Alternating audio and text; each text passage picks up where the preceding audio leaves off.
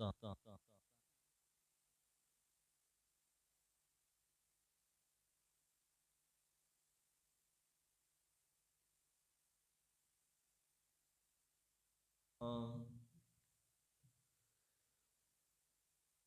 ਦੇਹੀ ਗਾਵਾਂ ਜਿਉ ਧਰ ਮਹਿ ਤੋ,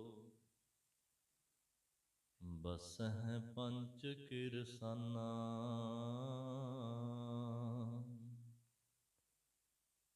ਨੈਨੂ ਨਕਟੋ ਸ਼ਰਬਨੋ ਰਸਪਤ, ਇੰਦਰੀ ਕਹਿਆ ਨ ਮਾਨਾ। ਬਾਬਾ ਅਬ ਨ ਬਸੋ ਇਹ ਗਾਓ, ਘਰੀ ਘਰੀ ਕਾ ਲੇਖਾ ਮੰਗੈ। ਕਾਇਥ ਚੇਤੂ ਨਾਉ, ਧਰਮ ਰਾਇ ਜਬ ਲੇਖਾ ਮੰਗੈ।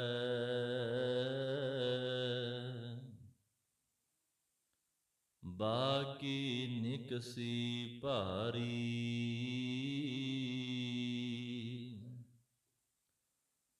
ਪੰਚ ਕਿਰਸਾਨ ਵਾ ਭਾਗ ਗਇਲੇ।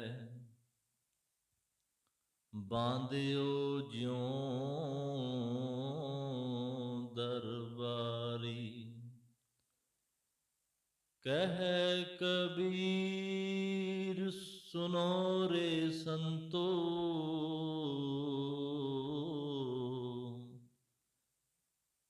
ਖੇਤ ਹੀ ਕਰੋ ਨਿਵੇਰਾ,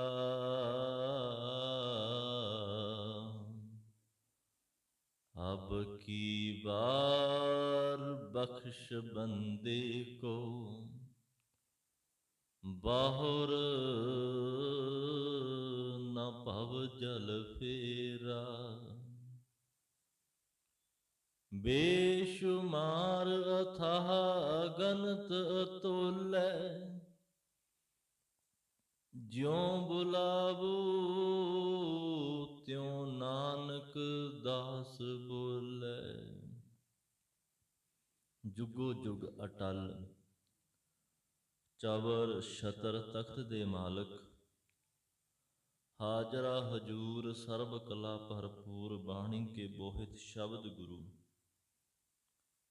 ਸ਼੍ਰੀ ਗੁਰੂ ਗ੍ਰੰਥ ਸਾਹਿਬ ਸੱਚੇ ਪਾਤਸ਼ਾਹ ਜੀਆਂ ਦੀ ਪਾਵਨ ਪਵਿੱਤਰ ਮੁਬਾਰਕ ਚਰਨ ਸ਼ਰਨ ਅੰਦਰ ਸੁਭਾਏ ਮਾਨ। ਗੁਰੂ ਪਿਆਰੇ, ਗੁਰੂ ਸਵਾਰੇ ਸਤਸੰਗੀ ਜਨੋ, ਅੱਜ ਅਸੀਂ ਸੰਗਤੀ ਰੂਪ ਦੇ ਅੰਦਰ ਮਾਲਕ ਦੇ ਚਰਨਾਂ ਦੇ ਵਿੱਚ ਅਰਦਾਸ ਕਰਨ ਵਾਸਤੇ ਪਹੁੰਚੇ ਹਾਂ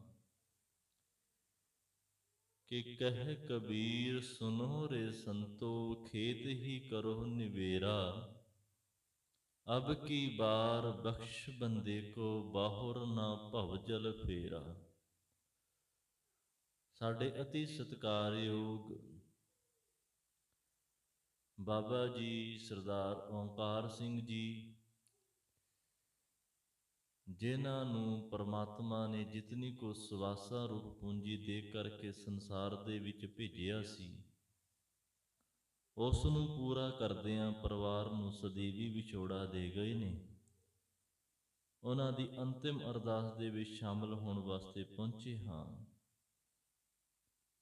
ਉੱਥੇ ਹੀ ਅੱਜ ਸੰਸਾਰ ਭਰ ਦੇ ਅੰਦਰ ਕਲਗੀਧਰ ਸੱਚੇ ਪਾਤਸ਼ਾਹ ਸਰਬੰਸ ਦਾਨੀ, ਨਾਸਰੋ ਮਨਸੂਰ, ਹਕ ਹਕ ਆਦੇਸ਼, ਬਾਦਸ਼ਾਹ ਦਰਵੇਸ਼,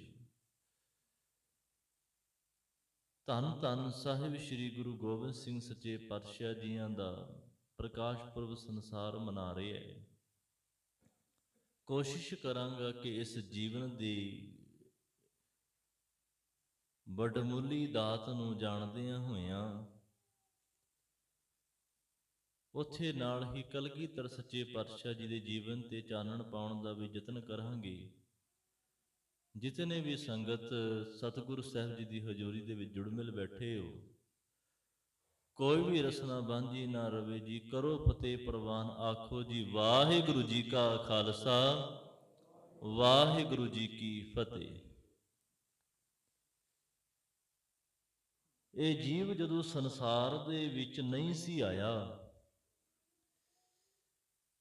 ਉਸ ਤੋਂ ਪਹਿਲਾਂ ਦੀ ਵੀ ਇਹਦੀ ਇੱਕ ਕਹਾਣੀ ਹੈ ਜਿਹੜੀ ਅਣਦਿਸਦੀ ਹੈ, ਜਿਸ ਵਾਸਤੇ ਮਨੁੱਖ ਬਿਲਕੁਲ ਅਚੇਤ ਹੈ, ਮਨੁੱਖ ਨੂੰ ਨਹੀਂ ਪਤਾ। ਪਰ ਉਸ ਮਨੁੱਖ ਦੇ ਉਹ ਕੀਤੇ ਹੋਏ ਕਰਮਾਂ ਦੇ ਕਰਕੇ ਇਹਨੂੰ ਇਹ ਮਨੁੱਖਾ ਦੇਹੀ ਮਿਲੀ ਹੈ। ਇਹ ਮਨੁੱਖਾ ਜੀਵਨ ਕਿਤਨਾ ਕੁ ਪ੍ਰੀਸ਼ੀਅਸ ਹੈ, ਕਿਤਨਾ ਕੁ ਅਨਮੋਲ ਹੈ, ਇਸ ਦੇ ਬਾਰੇ ਬਾਣੀ ਪੜ੍ਹਿਆਂ ਪਤਾ ਲੱਗਦਾ ਹੈ ਕਿ ਇਸ ਦੇਹੀ ਕੋ ਸਿਮਰਹਿ ਦੇਵ, ਸੋ ਦੇਹੀ ਭਜ ਹਰ ਕੀ ਸੇਵ। ਕਿ ਇਸ ਮਨੁੱਖਾ ਦੇਹੀ ਨੂੰ ਤੇ ਦੇਵੀ ਦੇਵਤੇ ਵੀ ਲੋਚਦੇ ਨੇ ਕਿ ਮਨੁੱਖ ਦਾ ਜਨਮ ਮਿਲ ਜਾਏ। ਦੂਸਰੀ ਗੱਲ ਕਿ ਇਸ ਮਨੁੱਖਾ ਜਨਮ ਦੀ ਇੰਪੋਰਟੈਂਸ ਸਤਿਗੁਰੂ ਸਾਹਿਬ ਜੀ ਬਾਣੀ ਵਿੱਚ ਸਾਨੂੰ ਵਾਰ-ਵਾਰ ਸਮਝਾਉਂਦੇ ਨੇ ਕਿ ਅਵਰ ਜੋਨ ਤੇਰੀ ਪਨਿਹਾਰੀ, ਇਸ ਧਰਤੀ ਮਹਿ ਤੇਰੀ ਸਿੱਖਦਾਰੀ। ਜਿਤਨੀਆਂ ਵੀ ਜੂਨਾਂ ਨੇ ਸੰਸਾਰ ਦੇ ਅੰਦਰ, ਆਮ ਕਰਕੇ ਸੰਸਾਰ ਨੇ 84 ਲੱਖ ਜੂਨਾਂ ਕਹੀਆਂ ਨੇ। ਸਤਿਗੁਰੂ ਸਾਹਿਬ ਨੇ ਵੀ ਉਸ ਦਾ ਹਵਾਲਾ ਦਿੱਤਾ ਹੈ ਬੜੀਆਂ ਥਾਵਾਂ ਦੇ ਉੱਤੇ। ਪਰ ਪਾਤਸ਼ਾਹ ਜੀ ਤੇ ਕਹਿੰਦੇ ਨੇ ਕੇਤੀਆਂ ਖਾਣੀ, ਕੇਤੀਆਂ ਬਾਣੀ, ਕੇਤੇ ਪਾਤ ਨਰਿੰਦ, ਕੇਤਿਆਂ ਸੁਰਤੀ ਸੇਵਕ, ਕੇਤੇ ਨਾਨਕ ਅੰਤ ਨਾ ਅੰਤ। ਕਿਤਨੇ ਕੁ ਜੀਵ ਨੇ ਸੰਸਾਰ ਦੇ ਅੰਦਰ, ਇਹਨਾਂ ਦਾ ਕੋਈ ਅੰਤ ਨਹੀਂ ਹੈ। ਪਰ ਇਹਨਾਂ ਸਾਰਿਆਂ ਦੇ ਉੱਤੇ ਜੇ ਕੋਈ ਸ਼੍ਰੋਮਣੀ ਹੈ, ਜੇ ਕੋਈ ਇਹਨਾਂ ਸਾਰੀਆਂ ਜੁਨਾਂ ਦਾ ਸਰਦਾਰ ਹੈ, ਤੇ ਉਹ ਕੇਵਲ ਤੇ ਕੇਵਲ ਮਨੁੱਖ ਹੈ। ਇਸੇ ਕਰਕੇ ਮਨੁੱਖ ਨੂੰ ਇਹ ਸਮਝਾਇਆ ਜਾਂਦਾ ਹੈ ਵੀ ਤੇਰਾ ਇਹ ਜੀਵਨ ਅਨਮੋਲ ਹੈ। ਕਿਸੇ ਨੇ ਕੁੱਤੇ ਨੂੰ ਥੋੜਾ ਕਿਹਾ ਵੀ ਤੇਰਾ ਜੀਵਨ ਬੜਾ ਅਮੋਲ ਹੈ। ਕਿਸੇ ਨੇ ਘਰ ਦੇ ਵਿੱਚ ਬੱਝੀ ਹੋਈ ਗਾਂ ਮੱਝ ਨੂੰ ਨਹੀਂ ਕਿਹਾ ਵੀ ਤੇਰਾ ਜੀਵਨ ਬੜਾ ਅਮੋਲ ਹੈ। ਪਰ ਮਨੁੱਖ ਨੂੰ ਕਿਹਾ ਜਾਂਦਾ ਹੈ ਕਿ ਤੇਰਾ ਜੀਵਨ ਬੜਾ ਅਮੋਲ ਹੈ, ਕਿਉਂਕਿ ਇਹਦਾ ਕੁੰਡਾ ਜਿਹੜਾ ਉਹ ਸਾਰਿਆਂ ਜੀਵਾਂ ਦੇ ਉੱਤੇ ਹੈ। ਇਹ ਸਾਰਿਆਂ ਜੁਨਾਂ ਦਾ ਸਰਦਾਰ ਹੈ। ਤੇ ਜੇ ਇਹ ਮਨੁੱਖ ਸਾਰੀਆਂ ਜੁਨਾਂ ਦਾ ਸਰਦਾਰ ਹੈ ਤੇ ਇਹਦੇ ਫਰਜ਼ ਵੀ ਕੁਝ ਦੂਜੀਆਂ ਜੁਨਾਂ ਦੇ ਨਾਲੋਂ ਵੱਧ ਨੇ। ਕਿਉਂਕਿ ਪਤਾ ਨਹੀਂ ਕਿਤਨੇ ਕੁ ਜੀਵਾਂ ਨੂੰ ਪਿੱਛਿਆਂ ਕਰਕੇ, ਜਾਂ ਉਹਨਾਂ ਦੇ, ਮੈਂ ਸ਼ਬਦ ਦੇਸੀ ਜਿਹਾ ਵਰਤਾਂ, ਕਿ ਉਹਨਾਂ ਦੇ ਪੇਟ ਤੇ ਲੱਤ ਮਾਰ ਕਰਕੇ ਇਹ ਜੀਵ ਜਿਹੜਾ ਉਹ ਹੋਂਦ ਦੇ ਵਿੱਚ ਆਇਆ ਹੈ। ਕਿਤਨਿਆਂ ਜੀਵਾਂ ਨੂੰ ਪਿੱਛੇ ਕਰਕੇ ਇਹ ਅੱਗੇ ਆਇਆ ਤੇ ਇਹਦਾ ਜਿਹੜਾ ਉਹ ਮਾਤ ਗਰਭ ਦੇ ਵਿੱਚ ਜਨਮ ਹੁੰਦਾ ਹੈ। ਫਿਰ ਸਤਿਗੁਰੂ ਸਾਹਿਬ ਜੀ ਕਹਿੰਦੇ ਨੇ ਕਿ ਇਹ ਮਨੁੱਖਾ ਜਨਮ ਤੈਨੂੰ ਮਿਲਿਆ ਹੈ। ਮਾਤ ਗਰਭ ਮਹਿ ਆਪਨ ਸਿਮਰਨ ਦੇ, ਤਹ ਤੁਮ ਰਾਖਨ ਹਾਰੇ, ਪਾਵਕ ਸਾਗਰ ਅਥਾਹ ਲਹਿਰ ਮਹਿ ਤਾਰੋ ਤਾਰਨ ਹਾਰੇ। ਇਹ ਜੀਵ ਸੰਸਾਰ ਦੇ ਵਿੱਚ ਆਇਆ, ਪਰ ਆ ਕਰਕੇ ਇਹ ਇੰਦਰੀਆਂ ਦੀ ਪਕੜ ਦੇ ਵਿੱਚ ਆ ਗਿਆ ਤੇ ਜਿਤਨੇ ਵੀ ਇਹਨੇ ਕੰਮ ਕੀਤੇ ਉਹ ਇੰਦਰੀਆਂ ਦੇ ਵੱਸ ਹੋ ਕਰਕੇ ਕੀਤੇ। ਜੋ ਆਪ ਜੀ ਦੇ ਨਾਲ ਸ਼ਬਦ ਸਾਂਝਾ ਕੀਤਾ, ਮੈਂ ਉਸੇ ਦੇ ਵੱਲ ਆਉਣਾ ਹੈ। ਮੰਗਲਾ ਚਰਨ ਰੂਪ ਦੇ ਵਿੱਚ ਸ਼ਬਦ ਸਾਂਝਾ ਕੀਤਾ ਭਗਤ ਕਬੀਰ ਸਾਹਿਬ ਜੀ ਦਾ। ਭਗਤ ਕਬੀਰ ਸਾਹਿਬ ਜੀ ਸਮਝਾਉਂਦੇ ਨੇ ਕਿ ਦੇਹੀ ਗਾਵਾਂ ਜਿਉ ਧਰਮੈ ਤੋ, ਬਸ ਹੈ ਪੰਚ ਕਿਰਸਾਨਾ। ਮੈਂ ਇਸ ਦੇਹੀ ਦੇ ਵਿੱਚ ਉਸ ਮਾਲਕ ਦੇ ਗੁਣ ਗਾਉਣਾ। ਇਸ ਦੇਹੀ ਦੇ ਅੰਦਰ 5 ਕਿਰਸਾਨ ਰਹਿੰਦੇ ਨੇ। ਇੱਥੇ ਕਿਰਸਾਨ ਦਾ ਅਰਥ ਅਸੀਂ ਕਿਸਾਨ ਦੇ ਨਾਲ, ਖੇਤੀ ਕਰਨ ਵਾਲੇ ਦੇ ਨਾਲ ਨਹੀਂ ਕਰਾਂਗੇ। ਇੱਥੇ ਕਿਰਸਾਨ ਦਾ ਅਰਥ ਹੈ ਮਜੋਹਰੇ, ਭਾਵ ਜਿਨ੍ਹਾਂ ਦੇ ਕਰਕੇ ਇਹ ਜੀਵ ਸੰਸਾਰ ਦੇ ਵਿਚਰ ਰਿਹਾ ਹੈ ਤੇ ਜਿਨ੍ਹਾਂ ਦੇ ਕਰਕੇ ਇਹਨੂੰ ਦੁੱਖ ਸੁੱਖ ਜਿਹੜਾ ਉਹ ਭੋਗਣਾ ਪੈਣਾ ਹੈ। ਦੇਹੀ ਗਾਵਾਂ ਜਿਉ ਧਰ ਮਹਿਤੋ, ਬਸ ਹੈ ਪੰਚ ਕਿਰਸਾਨਾ। ਤੇ ਉਹਨਾਂ ਦੀ ਅੱਗੇ ਨਾਮ ਵੀ ਸਤਿਗੁਰੂ ਸਾਹਿਬ ਜੀ ਨੇ ਦਿੱਤੇ। ਉਹ ਕਿਹੜੇ ਨੇ ਜੀ? ਧਿਆਨ ਦੇਣਾ, ਨੈਨੂ ਨਕਟੂ ਸ਼ਰਬ ਨੂੰ ਰਸਪਤ, ਇੰਦਰੀ ਕਹਿਆ ਨ ਮਾਨਾ। ਕਿਹੜੇ ਕਿਹੜੇ ਨੇ ਜੀ? ਨੈਣ ਨੂੰ ਸਭ ਤੋਂ ਪਹਿਲਾਂ ਗੱਲ ਕੀਤੀ ਅੱਖਾਂ ਦੀ। ਨਕਟੂ ਕਹਿਣ ਲੱਗੇ ਆ ਨੱਕ, ਸ਼ਰਵਣ ਆ ਕੰਨ। ਨੈਨੂ ਨਕਟੂ ਸ਼ਰਬ ਨੂੰ ਰਸਪਤ ਭਾਵ ਤੇਰੀ ਆ ਜੀਵਾ। ਤੇ ਅਖੀਰ ਪੰਜਵੀਂ ਗੱਲ ਕੀਤੀ ਇੰਦਰੀ ਭਾਵ ਜਿਹੜੀ ਸਾਡੀ ਕਾਮ ਇੰਦਰੀ ਹੈ। ਨੈਨੂ ਨਕਟੂ ਸ਼ਰਬ ਨੂੰ ਰਸਪਤ ਇੰਦਰੀ ਕਹਿਆ ਨਾ ਮਾਨਾ। ਇਹ ਜਿਹੜੇ ਪੰਜ ਮਜੋਰੇ ਨੇ ਨਾ, ਇਹ ਇਸ ਜੀ ਦੇ ਕਹਿਣਾ ਨਹੀਂ ਮੰਨਦੇ, ਜਿੰਦ ਦਾ। ਕਿਉਂਕਿ ਮਨੁੱਖ ਜਦੋਂ ਸੰਸਾਰ ਦੇ ਵਿੱਚ ਵਿਚਰਦਾ ਹੈ ਨਾ, ਕੋਈ ਵੀ ਇਹ ਕੰਮ ਕਰਨ ਲੱਗੇ ਤੇ ਇਹਦੇ ਸਾਹਮਣੇ ਦੋ ਖਿਆਲ ਆਉਂਦੇ ਨੇ ਵੀ ਇਹ ਕੰਮ ਚੰਗਾ ਹੈ ਕਿ ਇਹ ਕੰਮ ਮੰਦਾ ਹੈ। ਕਈ ਵਾਰ ਅੰਦਰ ਕਹਿੰਦਾ ਵੀ ਇਹ ਕੰਮ ਕਰ ਲੈ, ਤੇ ਕਈ ਵਾਰ ਕਹਿੰਦਾ ਵੀ ਇਹ ਕੰਮ ਨਾ ਕਰ। ਹੁੰਦਾ ਸਾਰਿਆਂ ਦੇ ਨਾਲ ਨਾ ਜੀ। ਕਈ ਵਾਰ ਮਨੁੱਖ ਦਾ ਮਨ ਕਹਿੰਦਾ ਵੀ ਇਹ ਤੂੰ ਭਰਾ ਦੇ ਨਾਲ ਭਰਾ ਦਾ ਹੱਕ ਮਾਰਨ ਲੱਗਾ, ਇਹ ਚੰਗਾ ਨਹੀਂ ਹੈ। ਕਈ ਵਾਰ ਤੂੰ ਇਹ ਚੋਰੀ ਕਰਨ ਲੱਗਾ, ਇਹ ਕੰਮ ਚੰਗਾ ਨਹੀਂ ਹੈ। ਕਈ ਵਾਰ ਅੱਖਾਂ ਦੇ ਨਾਲ ਮਨੁੱਖ, ਕਿਉਂਕਿ ਵਿਸ਼ੇ ਵੱਲ ਆਈਏ, ਅੱਖਾਂ ਦੇ ਨਾਲ ਪਰਾਇਆ ਰੂਪ ਤੱਕਦਾ ਹੈ ਤੇ ਮਨੁੱਖ ਦਾ ਅੰਦਰ ਕਹਿੰਦਾ ਨਹੀਂ ਇਹ ਗਲਤ ਹੈ।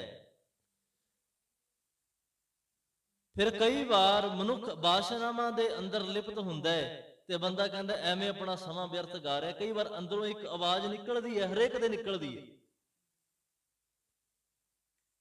ਤੇ ਕਈ ਵਾਰ ਜਦੋਂ ਇਹ ਕੰਨ ਦੂਸਰਿਆਂ ਦੀ ਨਿੰਦਾ ਸੁਣਦੇ ਰਹਿੰਦੇ ਨੇ, ਚੁਗਲੀ ਸੁਣਦੇ ਰਹਿੰਦੇ ਨੇ, ਆਪਣੀ ਉਸਤਤ ਸੁਣਦੇ ਰਹਿੰਦੇ ਨੇ, ਤੇ ਕਈ ਵਾਰ ਅੰਦਰੋਂ ਕਹਿੰਦਾ ਵੀ ਤੂੰ ਆਪਣੀ ਉਸਤਤ ਸੁਣੀ ਜਾਂਦਾ, ਨਿੰਦਿਆ ਹੀ ਕਰੀ ਜਾਂਦਾ ਹੈ, ਬਸ ਕਰ।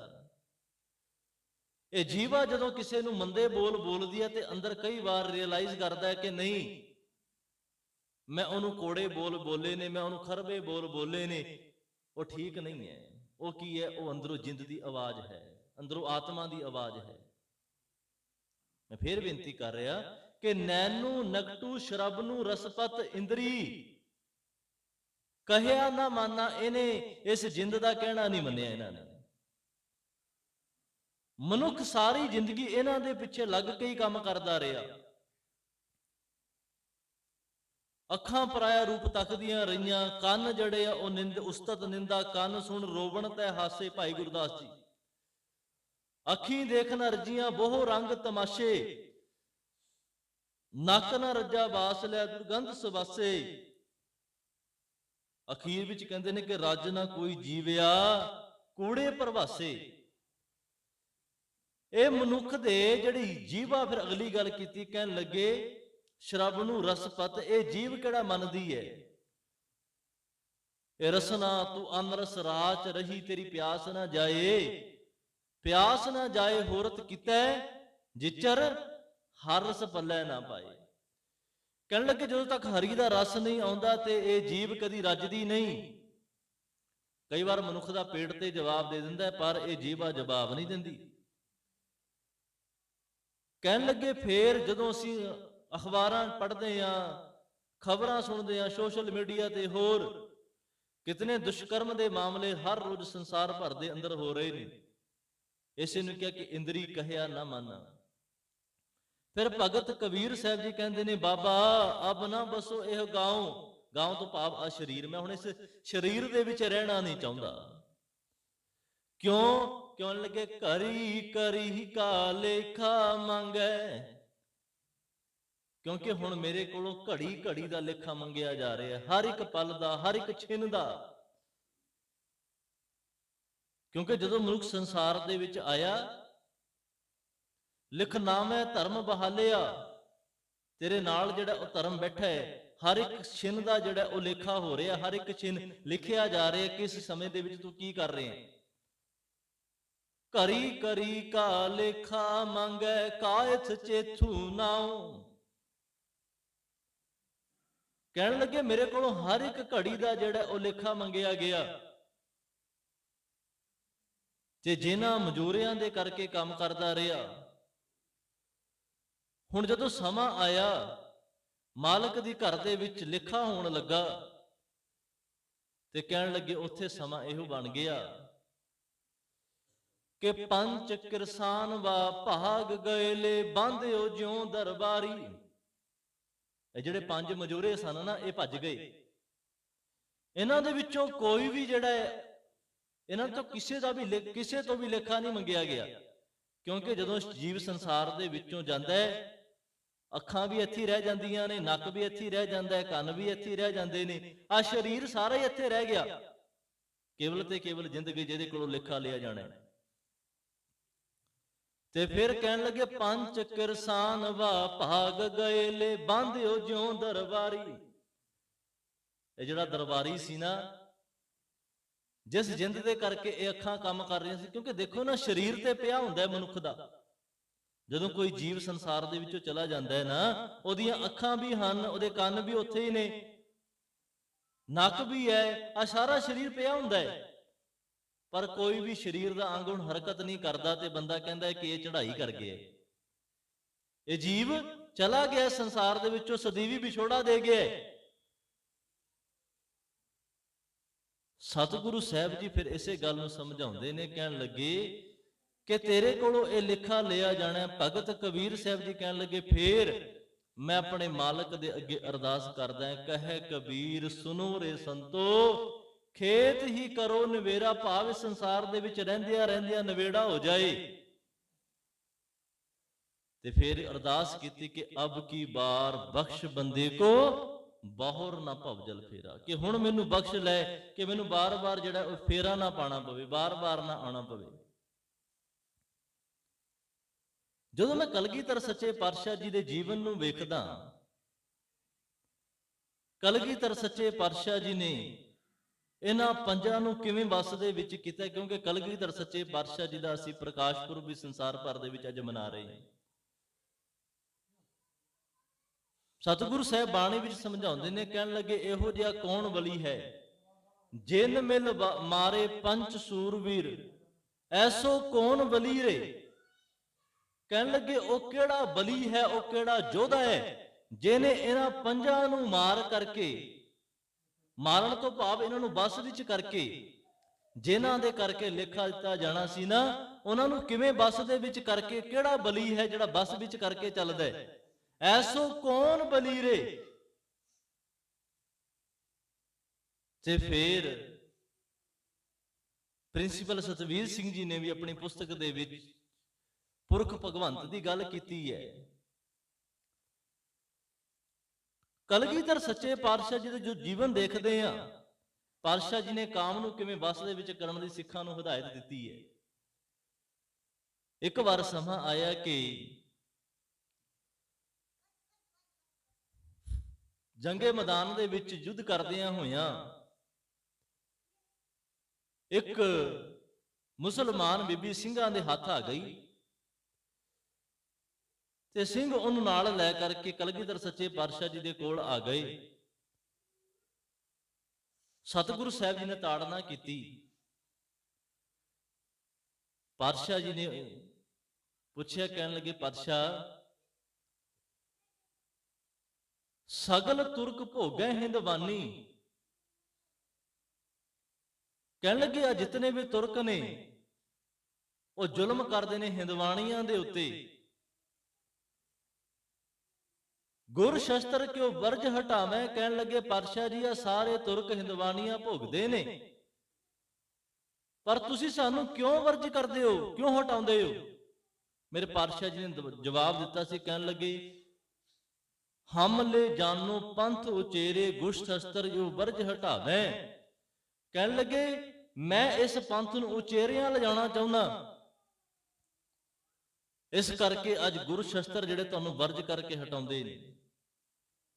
ਰਾਣੀ ਚੰਪਾ ਸਤਿਗੁਰੂ ਸਾਹਿਬ ਜੀ ਦੇ ਕੋਲ ਆਈ, ਉਹ ਆ ਕਰਕੇ ਪਾਤਸ਼ਾਹ ਜੀ ਨੂੰ ਕਹਿੰਦੀ ਹੈ, ਕਹਿਣ ਲੱਗੇ ਪਾਤਸ਼ਾਹ ਤੁਸੀਂ ਸਾਰਿਆਂ ਨੂੰ ਤੀਰ ਦੇ ਨਾਲ ਆਸ਼ੀਰਵਾਦ ਦਿੰਦੇ ਹੋ, ਮੈਨੂੰ ਹੱਥ ਦੇ ਨਾਲ ਆਸ਼ੀਰਵਾਦ ਦਿਓ।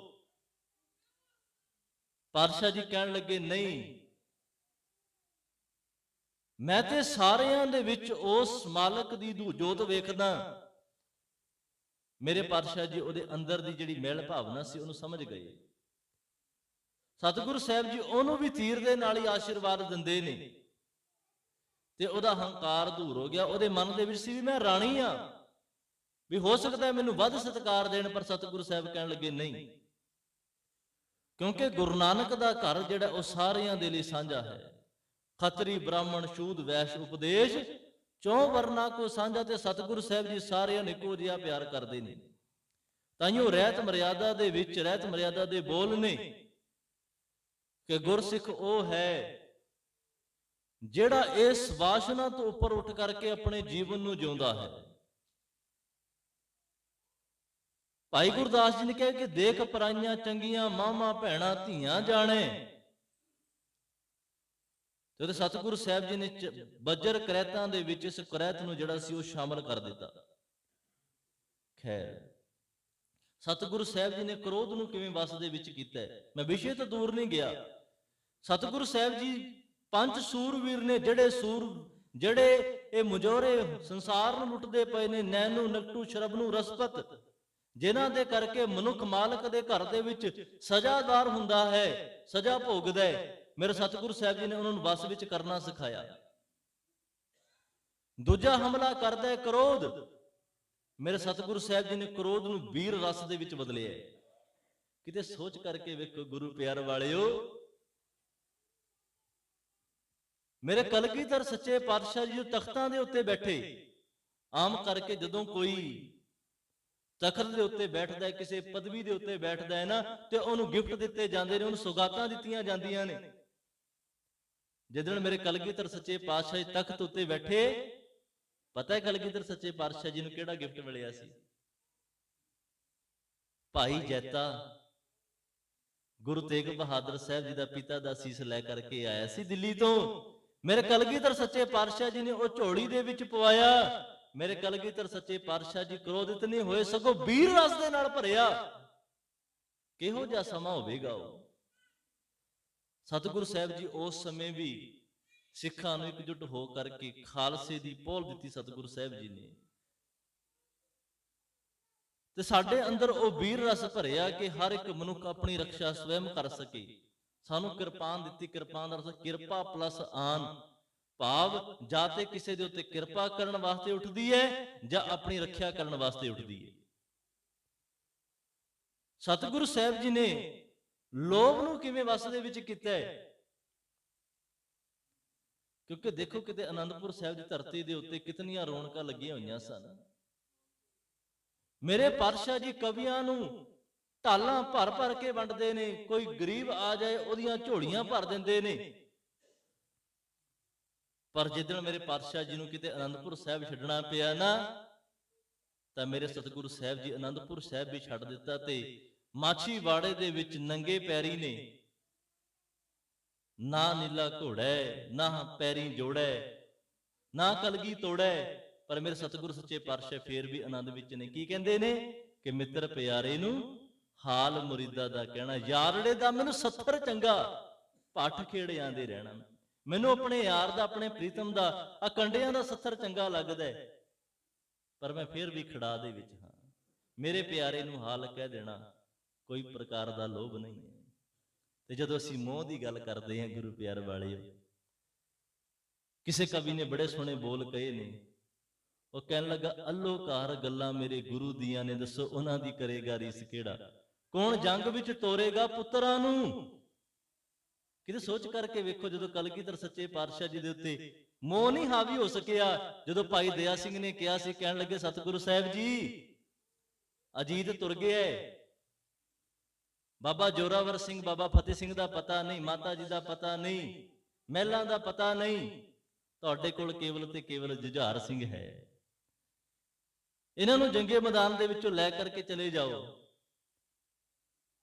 ਤੇ ਸਤਿਗੁਰੂ ਸਾਹਿਬ ਜੀ ਨੇ ਜਵਾਬ ਦਿੱਤਾ ਸੀ, ਕਹਿਣ ਲੱਗੇ ਦਇਆ ਸਿੰਘ, ਜਿਹੜੇ ਆ ਹੋਰ ਸਿੰਘ ਨੇ ਇਹ ਵੀ ਮੇਰੇ ਪੁੱਤਰ ਨੇ, ਮੈਂ ਇੱਕ ਜੁਝਾਰ ਸਿੰਘ ਨੂੰ ਰੱਖ ਕਰਕੇ ਕੀ ਕਰਨਾ ਹੈ? ਸਤਿਗੁਰੂ ਸਾਹਿਬ ਜੀ ਨੇ ਕਿਹਾ ਸੀ, ਜੁਝਾਰ ਸਿੰਘ ਜੀ ਕੀ ਚਾਹੁੰਦੇ ਹੋ? ਕਹਿਣ ਲੱਗੇ ਪਾਤਸ਼ਾਹ ਮੈਨੂੰ ਆਗਿਆ ਦਿਓ, ਮੈਂ ਜੰਗੇ ਮੈਦਾਨ ਦੇ ਵਿੱਚ ਜਾਣਾ ਚਾਹੁੰਦਾ। ਸਤਿਗੁਰੂ ਸਾਹਿਬ ਜੀ ਨੇ ਆਪ ਨਿੱਕੀ ਤਲਵਾਰ ਸਜਾਈ, ਆਪ ਤਿਆਰ ਕੀਤਾ, ਬਾਬਾ ਜੁਝਾਰ ਸਿੰਘ ਜੀ ਨੂੰ ਜੰਗੇ ਮੈਦਾਨ ਵਿੱਚ ਭੇਜਿਆ ਤੇ ਇੱਕ ਗੱਲ ਕਹੀ ਸੀ, ਕਹਿਣ ਲੱਗੇ ਮੇਰੀ ਇੱਕ ਖਾਹਿਸ਼ ਆ ਪੁੱਤਰ ਜੀ, ਪੂਰੀ ਕਰੇਗਾ? ਪਾਤਸ਼ਾਹ ਜੀ ਦੱਸੋ। ਅਸੀਂ ਚਾਹੁੰਦੇ ਹਾਂ ਸਾਡਾ ਪੁੱਤਰ ਦੁਨਿਆਵੀ, ਅਸੀਂ ਪਰਿਵਾਰਾਂ ਵਾਲੇ ਚਾਹੁੰਦੇ ਸਾਡਾ ਪੁੱਤਰ ਵੱਡਾ ਹੋ ਕੇ ਇੰਜੀਨੀਅਰ ਬਣੇ, ਕੋਈ ਹੋਰ ਕਿਸੇ ਪਦਵੀ ਤੇ ਜਾਵੇ, ਕੋਈ ਅਫਸਰ ਬਣੇ। ਤੇ ਮੇਰੇ ਕਲਗੀਧਰ ਸੱਚੇ ਪਾਤਸ਼ਾਹ ਕੀ ਕਹਿੰਦੇ ਨੇ, ਖਾਹਿਸ਼ ਹੈ ਤੁਮੇ ਆਂਖ ਸੇ तेग चलाते हुए देखे, ख्वाहिश है तुम्हें तेग चलाते हुए देखे, इस आंख से बरछी तुम्हें खाते हुए देखे। मेरी ख्वाहिश है मैं तुहानू अपनी अख दे नाल बरछी खांदियां होए देखना चाहुंदा है, किते मोह हावी होया। कौन जंग विच तोरेगा पुत्तरां नू, पैंदे मोह दी जरेगा चीस केड़ा। गल सुन के सरहंद वाली माही कोलों, दिल विच कट्टे बट्टेगा कसीस केड़ा। गुरु होए भी ने ते गुरु होणगे भी, कलगीधर जिहा नहीं कोई हो सकदा, गुरु गोबिंद सिंह जिहा नहीं कोई हो सकदा। कलगीधर सच्चे पातशाह जी ते मोह हावी नहीं होया। ते मेरे कलगीधर सच्चे पातशाह जदों आनंदपुर साहिब दे विच ने, हर एक दाता मेरे गुरु कोल ने, पर फिर भी रंचक मात्र भी किते हंकार नहीं। सतगुरु साहिब जी ने इस हंकार नूं दलमल करके पैरी पा दिता। ਜਦੋਂ ਪੰਜਾਂ ਸਿੰਘਾਂ ਦੇ ਕੋਲੋਂ ਆਪ ਨਿਮਰਤਾ ਦੇ ਵਿੱਚ ਆ ਕਰਕੇ ਕਿਹਾ ਸੀ, ਕਹਿਣ ਲੱਗੇ, ਭਾਈ ਦਇਆ ਸਿੰਘ, ਮੈਂ ਤੁਹਾਨੂੰ ਦਇਆ ਰਾਮ ਤੋਂ ਦਇਆ ਸਿੰਘ ਬਣਾਇਆ ਹੈ, ਕਿਰਪਾ ਕਰਕੇ ਮੈਨੂੰ ਵੀ ਗੋਬਿੰਦ ਰਾਏ ਤੋਂ ਗੋਬਿੰਦ ਸਿੰਘ ਬਣਾ ਦਿਓ। ਕਿਤਨੀ ਨਿਮਰਤਾ ਸੀ ਸਤਿਗੁਰੂ ਸਾਹਿਬ ਜੀ ਦੇ ਕੋਲ। ਤੇ ਦਾਦੂ ਦੁਆਰੇ ਦੀ ਘਟਨਾ ਸਾਨੂੰ ਸਿਖਾਉਂਦੀ ਹੈ ਕਿ ਸਤਿਗੁਰੂ ਸਾਹਿਬ ਜੀ ਆਪ ਜਦੋਂ ਸਿੰਘਾਂ ਨੇ ਕਿਹਾ ਸੀ, ਪਾਤਸ਼ਾਹ ਜੀ ਦਾਦੂ ਦੁਆਰੇ ਦੀ ਸਮਾਧ ਦੇ ਉੱਤੇ ਤੀਰ ਦੇ ਨਾਲ ਨਮਸਕਾਰ ਕੀਤੀ ਹੈ, मेरे पातशाह जी ਸਿੰਘਾਂ ਦੇ ਕੋਲ हाजिर होए, कहन लगे दसो की हुक्म है। भाव के निमरता रंचक मात्र भी हंकार नहीं। गुरु प्यार वाले जिन्हां दे करके ये मनुख जिहड़ा है वो सजावां भोगदा है, नैनू नगटू शरब नू रसपत इंद्री कहा ना माना। जिन्हां दे करके ये मनुख इस संसार दे विच लानता खटदा है, मेरे सतगुरु साहिब जी ने उन्हां ही ਅੱਖਾਂ ਦੇ ਨਾਲ ਉਸ ਮਾਲਕ ਦੇ ਦੀਦਾਰ ਕਰਨ ਦੀ ਗੱਲ ਕਹੀ ਹੈ, ਉਹਨਾਂ ਹੀ ਕੰਨਾਂ ਦੇ ਨਾਲ ਗੁਰਬਾਣੀ ਸੁਣਨ ਦੀ ਗੱਲ ਕਹੀ ਹੈ ਕਿ ਆਵੋ ਸਿੱਖ ਸਤਿਗੁਰੂ ਕੇ ਪਿਆਰਿਓ, ਗਾਵੋ ਸੱਚੀ ਬਾਣੀ। ਹਰ ਇੱਕ ਕਰਮ ਸਤਿਗੁਰੂ ਸਾਹਿਬ ਜੀ ਨੇ ਇਹਨਾਂ ਇੰਦਰੀਆਂ ਨੂੰ ਸਫਲ ਕਰਨ ਵਾਸਤੇ ਬਾਣੀ ਦੇ ਵਿੱਚ ਬਾਰ-ਬਾਰ ਤਾਕੀਦ ਕੀਤੀ ਹੈ। ਗੁਰੂ ਪਿਆਰ ਵਾਲਿਓ, ਅੱਜ ਇੱਕ ਅਰਦਾਸ ਮਾਲਕ ਜੀ ਦੇ ਚਰਨਾਂ ਦੇ ਵਿੱਚ ਕਰੀਏ। ਪਾਤਸ਼ਾਹ ਜੀ, ਜਿਵੇਂ ਸਾਡੇ ਅਤੀ ਸਤਿਕਾਰਯੋਗ ਬਾਬਾ ਜੀ ਸਰਦਾਰ ਓਂਕਾਰ ਸਿੰਘ ਜੀ ਵੱਡੀ ਲੰਮੇਰੀ ਉਮਰ ਭੋਗ ਕਰਕੇ ਸੰਸਾਰ ਦੇ ਵਿੱਚੋਂ ਗਏ ਨੇ, ਕਿਰਪਾ ਕਰੋ ਕਿ ਸੰਸਾਰ ਦੇ ਵਿੱਚੋਂ ਜਾਣਾ ਤੇ ਹਰ ਇੱਕ ਨੇ ਹੈ, ਪਰ ਉਸ ਤੋਂ ਪਹਿਲਾਂ ਸਾਡਾ ਇਹ ਜੀਵਨ ਸਫਲ ਹੋ ਜਾਏ, ਸਾਡੀ ਵੀ ਕਿਤੇ ਯਾਤਰਾ ਸਫਲ ਹੋ ਜਾਏ। ਭਾਈ ਸਾਹਿਬ ਹੋਰੀ ਸ਼ਬਦ ਪੜ੍ਹ ਰਹੇ ਸੀ ਕਿ ਗੁਰਮੁਖ ਲਾਹਾ ਲੈ ਗਏ ਮਨਮੁਖ ਚੱਲੇ ਮੂਲ ਗਵਾਏ ਜੀਓ। ਇੱਕ ਪਾਸੇ ਔਰੰਗਜ਼ੇਬ ਹੈ, ਜਦੋਂ ਆਪਣਾ ਅਖੀਰਲਾ ਸਫਰ ਲਿਖਦਾ ਹੈ ਤੇ ਉਹਦੇ ਵਿੱਚ ਲਿਖਦਾ ਹੈ, ਕਹਿਣ ਲੱਗਾ ਵੀ ਮੇਰੀ ਕਬਰ ਉੱਥੇ ਬਣਾਇਓ ਜਿੱਥੇ ਕੋਈ ਰੁੱਖ ਨਾ ਹੋਵੇ। ਉਹ ਕਹਿਣ ਲੱਗਾ ਮੈਂ ਐਨੇ ਪਾਪ ਇਸ ਸੰਸਾਰ ਦੇ ਵਿੱਚ ਕੀਤੇ ਨੇ। ਉਹ ਕਹਿਣ ਲੱਗੇ ਮੇਰੀ ਇਸ ਲਾਸ਼ ਨੂੰ ਵੀ ਕਹਿਣ ਲੱਗੇ ਠੰਡਕ ਮਹਿਸੂਸ ਨਹੀਂ ਹੋਣੀ ਚਾਹੀਦੀ, ਮੈਂ ਦੁਨੀਆ ਦੇ ਵਿੱਚ ਬੜੇ ਪਾਪ ਕਮਾਏ ਨੇ। ਆਪਣਾ ਜੀਵਨ ਹਾਰ ਕਰਕੇ ਸੰਸਾਰ ਦੇ ਵਿੱਚੋਂ ਗਿਆ, ਪਰ ਦੂਸਰੇ ਪਾਸੇ ਮਿਲ ਕਰ ਕਲਗੀਧਰ ਸੱਚੇ ਪਾਤਸ਼ਾਹ ਜੀ ਉਹ ਉਸ ਔਰੰਗਜ਼ੇਬ ਨੂੰ ਲਾਹਣਤਾਂ ਪਾਉਂਦੇ ਨੇ। ਕਹਿਣ ਲੱਗੇ ਤੂੰ ਆਪਣੇ ਆਪ ਨੂੰ ਵੱਡਾ ਔਰੰਗਜ਼ੇਬ ਕਹਿਲਾਉਂਦਾ ਹੈ, ਕਾਹਦਾ ਤੂੰ ਔਰੰਗਜ਼ੇਬ ਹੈ? 40 ਸਿੰਘਾਂ ਨੂੰ ਮਾਰਨ ਦੇ ਵਾਸਤੇ ਤੂੰ 10 ਲੱਖ ਦੀ ਫੌਜ ਭੇਜਦਾ ਪਿਆ। ਗੁਰ ਸਨੇਹ ਚਹਿਕਾਰੇ ਕੁਨਦ ਚਹਿਲ ਨਰ ਕਹਿ 10 ਲੱਖ। ਕਹਿਣ ਲੱਗੇ ਇੱਕ ਪਾਸੇ 40 ਤੇ ਇੱਕ ਪਾਸੇ ਜਿਹੜਾ ਹੈ ਉਹ ਤੂੰ 10 ਲੱਖ ਦੀ ਫੌਜ ਭੇਜਦਾ ਪਿਆ ਕਿ 10 ਲੱਖ ਬਰਾਇਦ ਬਰੋ ਬੇਖਬਰ। ਉਹ ਵੀ ਜਿਹੜੇ ਬੇਖਬਰ ਸਨ, ਭੁੱਖਣ ਭਾਣੇ ਸਨ। ਇਹੋ ਜਿਹੇ ਬੋਲ ਉਸ ਔਰੰਗਜ਼ੇਬ ਦੇ ਕੰਨਾਂ ਦੇ ਵਿੱਚ ਪਏ ਤੇ ਉਸ ਹਾਰ ਨਹੀਂ ਸਕਿਆ। ਥੋੜੇ ਦਿਨਾਂ ਬਾਅਦ ਉਹਦੀ ਮੌਤ ਹੋ ਗਈ ਸੀ। ਪਰ ਮੇਰੇ ਕਲਗੀਧਰ ਸੱਚੇ ਪਾਤਸ਼ਾਹ ਜੀ ਨੇ ਜਿੱਥੇ ਆਪ ਮੁਕਤ ਨੇ, ਆਪ ਮੁਕਤ ਕਰੇ ਸੰਸਾਰ, ਨਾਨਕ ਤਿਸ ਜਨ ਕੋ ਸਦਾ ਨਮਸਕਾਰ। ਨਾਨਕ ਤਿਸ ਜਨ ਕੋ ਸਦਾ ਨਮਸਕਾਰ। ਮੇਰੇ ਸਤਿਗੁਰੂ ਸਾਹਿਬ ਜੀ ਬਾਦਸ਼ਾਹ ਵੀ ਨੇ ਤੇ ਦਰਵੇਸ਼ ਵੀ ਨੇ। ਹੱਕ ਹੱਕ ਆਦੇਸ਼ ਗੁਰੂ ਗੋਬਿੰਦ ਸਿੰਘ ਬਾਦਸ਼ਾਹ ਦਰਵੇਸ਼ ਗੁਰੂ ਗੋਬਿੰਦ ਸਿੰਘ। ਜਦੋਂ ਆਨੰਦਪੁਰ ਸਾਹਿਬ ਦੇ ਵਿੱਚ ਨੇ ਬਾਦਸ਼ਾਹ ਨੇ ਤੇ ਜਦੋਂ ਮਾਛੀਵਾੜੇ ਦੇ ਵਿੱਚ ਨੇ ਉਹ ਦਰਵੇਸ਼ ਨੇ। ਸੋ ਕਲਗੀਧਰ ਸੱਚੇ ਪਾਤਸ਼ਾਹ ਜੀ ਦੇ ਜੀਵਨ ਨੂੰ ਅਸੀਂ ਯਾਦ ਕਰ ਰਹੇ ਹਾਂ। ਉੱਥੇ ਅਸੀਂ ਅਤੀ ਸਤਿਕਾਰਯੋਗ ਸਾਡੇ ਸਰਦਾਰ ਓਂਕਾਰ ਸਿੰਘ ਜੀ ਬਾਬਾ ਜੀ, ਉਹਨਾਂ ਦੀ ਅੰਤਿਮ ਅਰਦਾਸ ਦੇ ਵਿੱਚ ਸ਼ਾਮਲ ਹੋਣ ਵਾਸਤੇ ਪਹੁੰਚਣਾ ਹੈ। ਇੱਕ ਹੀ ਅਰਦਾਸ ਕਰਨੀ, ਸਤਿਗੁਰੂ ਸਾਹਿਬ ਜੀ ਕਿਰਪਾ ਕਰੋ ਕਿ ਆਤਮਾ ਨੂੰ ਆਪਣੇ ਚਰਨਾਂ ਦੇ ਵਿੱਚ ਨਿਵਾਸ ਬਖਸ਼ਿਸ਼ ਕਰੋ, ਪਿੱਛੋਂ ਭਾਣਾ ਮੰਨਣ ਦਾ ਬਲ ਬਖਸ਼ੋ। ਸਤਿਗੁਰੂ ਸਾਹਿਬ ਜੀ ਕਿਰਪਾ ਕਰਨ। ਆਪ ਸਮੁੱਚੀਆਂ ਸੰਗਤਾਂ ਦਾ ਤਹਿ ਦਿਲ ਤੋਂ ਧੰਨਵਾਦ, ਪਰਿਵਾਰ ਦਾ ਤਹਿ ਦਿਲ ਤੋਂ ਧੰਨਵਾਦੀ ਹਾਂ। ਆਪ ਜੀ ਦਾ ਆਸਰੇ ਨੂੰ ਮਾਣ ਬਖਸ਼ਦੇ ਹੋ। ਕੋਟਾਨ ਕੋਟ ਸ਼ੁਕਰ ਸਾਹਿਬ ਸ੍ਰੀ ਗੁਰੂ ਗ੍ਰੰਥ ਸਾਹਿਬ ਜੀ ਦਾ, ਜਿਨ੍ਹਾਂ ਦੀ ਗੋਦ ਦੇ ਵਿੱਚ ਬੈਠ ਕਰਕੇ ਹਾਜ਼ਰੀ ਭਰੀ ਹੈ ਜੀ। ਆਪ ਸਮੁੱਚੀਆਂ ਸੰਗਤਾਂ ਨੂੰ ਸ੍ਰੀ ਗੁਰੂ ਗੋਬਿੰਦ ਸਿੰਘ ਜੀ ਦੇ ਪ੍ਰਕਾਸ਼ ਪੁਰਬ ਦੀਆਂ ਲੱਖ ਲੱਖ ਵਧਾਈਆਂ। ਕਰੋ ਫਤਿਹ ਪ੍ਰਵਾਨ। ਵਾਹਿਗੁਰੂ ਜੀ ਕਾ ਖਾਲਸਾ, ਵਾਹਿਗੁਰੂ ਜੀ ਕੀ